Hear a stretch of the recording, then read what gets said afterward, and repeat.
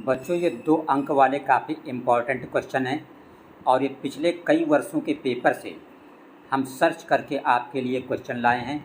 इनको आप अच्छी तरीके से तैयार कर लीजिए ताकि आप गणित में 95 प्लस मार्क्स आसानी से ला सकें। तो क्वेश्चन पहला जो हमने सेलेक्ट किया है, ये क्वेश्चन बहुत रिपीटेड क्वेश्चन है, पिछले कई वर्षों में पूछा जा चुका है। क्वेश्चन है कि एक्स वाई जो है वो समांतर है क्यू आर के।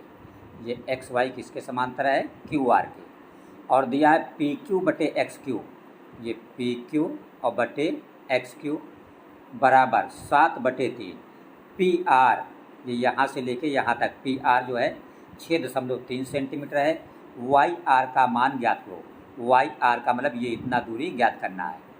तो हमने आपको बताया है त्रिभुज के चैप्टर में कि जब भी ये दिया हो कि ये रेखा इसके समांतर है तो वहाँ पे प्रमेय लगता है समानुपातिकता आधारभूत प्रमेय। तो जब इस सवाल को आप हल करेंगे बोर्ड के पेपर में तो आप लिखेंगे कि चूँकि जो एक्स वाई है ये समांतर है किसके? क्यू आर के। तो इसलिए जो पी क्यू होगा अपॉन ये नीचे वाला हिस्सा एक्स क्यू, ये बराबर होगा पी आर बटे वाई आर। और ये किस नियम से है?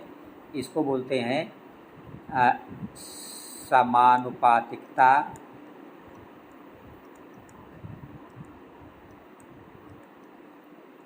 का आधारभूत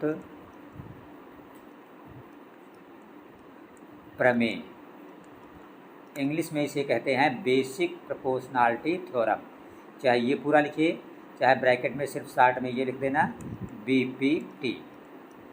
इसका मतलब और इसका मतलब एक ही है। अब हम यहाँ पे मान रख देंगे तो पी क्यू बटे एक्स क्यू ये हमारा दिया है 7/3।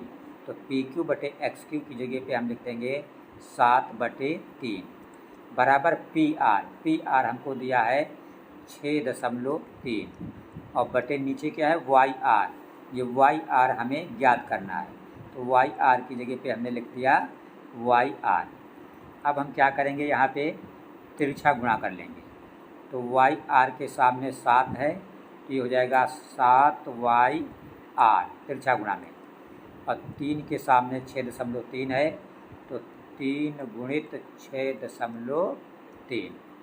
तो YR बराबर हुआ ये 3 है गुणित 6.3 है और बटे नीचे क्या आ जाएगा? ये 7 आ जाएगा। तो 7 का जब 63 में भाग करते हो तो 9 आता है, ठीक है। और 9 का 3 में गुणा होगा तो 9 त्रिक कितना हो जाएगा? आपका 27 हो जाएगा। लेकिन यहाँ पे एक अंक के बाद दशमलव था तो आप एक अंक के बाद दशमलव लगा देंगे। आपका आंसर हो गया कितना? जो YR है कितना निकला? 2.7 सेंटीमीटर। तो आप आंसर लिख देंगे कि YR बराबर 2.7 सेंटीमीटर। काफ़ी मोस्ट इम्पॉर्टेंट क्वेश्चन है जो आपको जल्दी सॉल्व क्वेश्चन ये हर जगह पे नहीं मिलेगा। अच्छी तरीके से इसको तैयार कर लें। Board exam UP board exam 2026 के लिए काफ़ी इम्पॉर्टेंट क्वेश्चन है ये। क्वेश्चन नंबर 2 आपका लिखा है कि चित्र में DE समांतर AC। देखिए ये DE है, ये किसके समांतर है? AC के। तो पहले यहीं से हम एक समीकरण बना लेंगे। कह रहा DE जो है समांतर है AC के। तो हम क्या करेंगे? यहाँ पे आपको क्लियर समझाने के लिए थोड़ी देर के लिए हम इस AE को हटाए दे रहे हैं और इस DF को हटाए दे रहे हैं ताकि आपको अच्छा समझ में आए। लिखा है DE समांतर AC। अब आप यहाँ पे देखिएगा ये DE है और ये AC है। तो जो थेल्स का प्रमेय है वही जिसको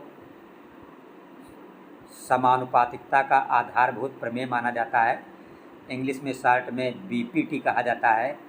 तो वो प्रमेय क्या बताती है कि चूँकि डीई जो है एसी के समांतर है, ये भुजा इसके समांतर है, तो जब ये भुजा इसके समांतर है तो ये क्या करेगी, शेष दो भुजाओं को मतलब ए बी और बी सी को समान अनुपात में विभाजित करेगी। तो हम लिखेंगे चूँकि जो डीई है समांतर एसी के है, इसलिए जब डीई एसी के समांतर हो गई तो इसका मतलब एडी बटे बीडी, एडी बटे BD this upon this equal this upon this, मतलब CE upon EB, CE upon EB. ये आपका समीकरण नंबर हो गया 1। फिर देखिए क्या लिखा था, फिर लिखा था डीएफ समांतर एई।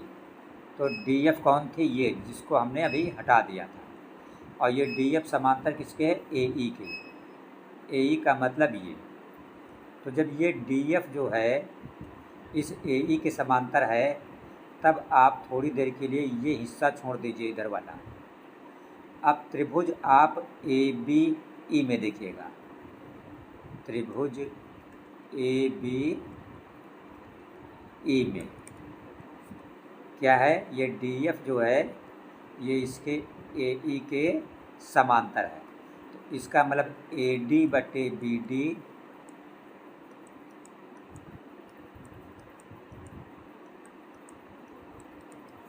ए डी बटे बी डी बराबर हो जाएगा ई एफ बटे बी एफ बराबर ई एफ बटे बी एफ। ये हो गया आपका समीकरण नंबर 2। अब आप लिखेंगे समीकरण 1 और 2 से। तो देखिए समीकरण 1 का भी लेफ़्ट साइड ए डी बटे बी डी है और समीकरण 2 का भी लेफ़्ट साइड ए डी बटे बी डी है। तो जब दोनों समीकरण के लेफ़्ट साइड सेम हैं, एक जैसे हैं, तो दोनों की राइट साइड भी सेम होंगे।